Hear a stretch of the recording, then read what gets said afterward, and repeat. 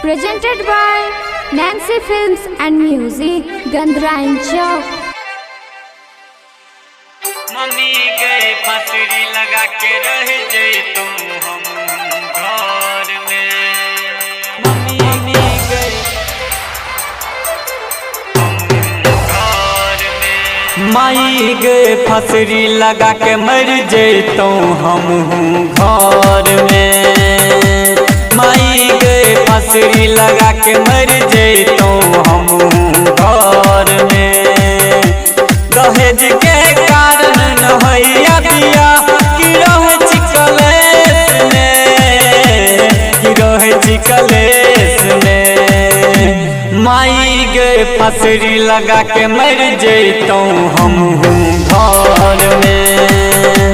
Mummy गए फसरी लगा के रह जैतों हम घर में।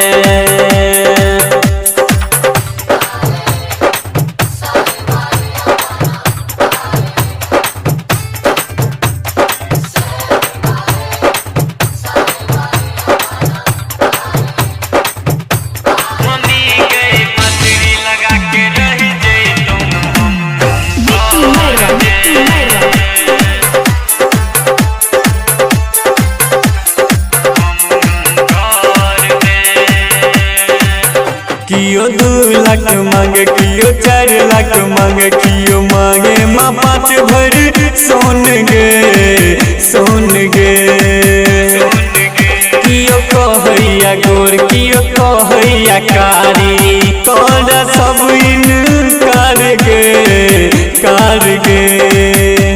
कोना के हमरो हेत दिया माई के सोहर में, माई के सोहर में।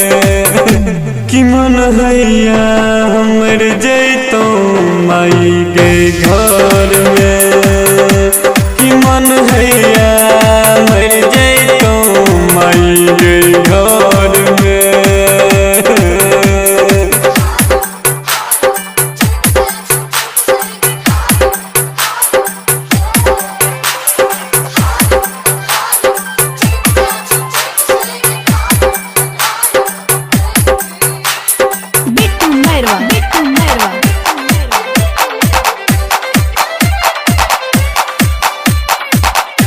अखन अपने साथ सुन रहल छी नैन्सी फिल्म्स एंड म्यूजिक के शानदार प्रस्तुति।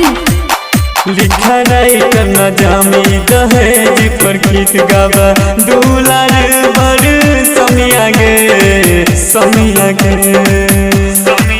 लिखा राइटर न जामी दहेज के गीत गावा, दुलार बर समिया गे, बर समिया गे। दहेज के कारण दै छै मार, दै छै धार में, दै छै धार में। माई गे मन करया मर जैतों हम घर में। मम्मी गे मन हैया मर जैतों हम घर में। दहेज के कारण हैया बिया की रहे चिकलेस में, रहे चिकलेस में। मम्मी गए मन करया मर जैतों हम घर में।